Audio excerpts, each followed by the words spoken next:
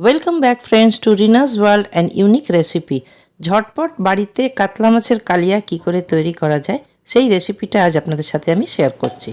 এখানে একটা মিক্সার জারে দুটো মাঝারি সাইজের পেঁয়াজ, 1 ইঞ্চি সাইজের আদার টুকরো, 5-6টা কোয়া রসুন নিয়ে ভালো করে একটা ফাইন পেস্ট তৈরি করে নেব।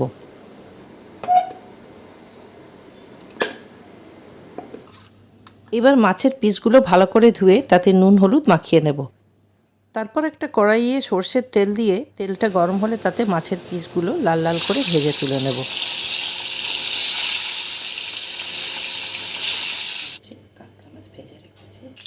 সব মাছগুলো ভালো করে ভাজা হয়ে গেছে। এবার ওই তেলের মধ্যেই দুটো তেজপাতা, অল্প একটু এলাচ, লবঙ্গ, দারচিনি ফোড়ন দিয়ে দেব।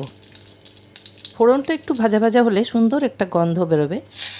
এইবার তার মধ্যে বেটে রাখা পেঁয়াজ আদা রসুনের পেস্টটা দিয়ে দেবো। 2 টেবিল স্পুন টমেটো পিউরি বা দুটো মাঝারি সাইজের টমেটো কুচি করে দিয়ে দেবো। 2 টেবিল স্পুন দই দিয়ে দেবো। 1 চা চামচ হলুদ গুঁড়ো, 1 চা চামচ কাশ্মীরি লঙ্কা গুঁড়ো, 1 চা চামচ ধনে গুঁড়ো আর মশলার আন্দাজে নুন দিয়ে দেব। এইবার সব মশলাগুলোকে ভালো করে কষাতে হবে। এই সময় গ্যাসের ফ্লেমটা যদি হাইতে থাকে তাহলে কন্টিনিউয়াস খুন্তি দিয়ে নাড়তে নাড়তে মশলাটা ভাজতে হবে, তা না হলে মশলাটা তলা ধরে যাবে।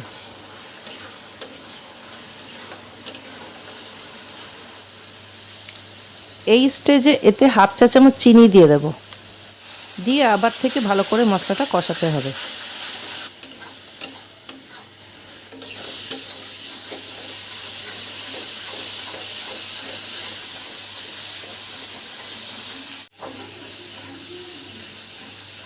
যখন মশলাটা ভালো করে কষানো হয়ে যাবে এর মধ্যে থেকে তেল ছাড়তে লাগবে। তারপরে গ্যাসের ফ্লেমটা লো হিটে করে মশলাটার মধ্যে জল দিতে হবে। যতটা জল দেব যাতে মাছগুলো জলের মধ্যে ডুবে যাক, বাট খুব বেশি জল থাকবে না, কারণ এটা ঝোল হবে না, কষা হবে। এর মধ্যে এবার 4-5টা কাঁচা লঙ্কা চেরা আর জলের আন্দাজে নুন দিতে হবে।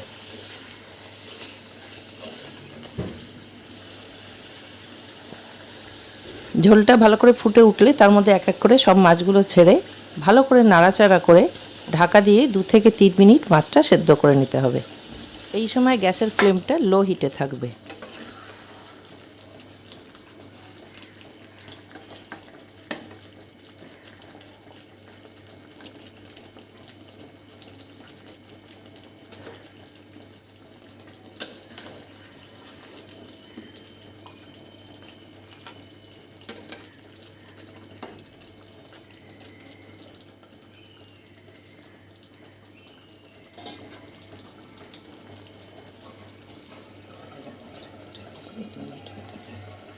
দু মিনিট পর ঢাকনাটা সরিয়ে দেখতে হবে। ঝোলটা যদি গামাখা মতো হয়ে যায় তাহলে 1 চা চামচ ঘি দিয়ে মাছটা নামিয়ে নেব।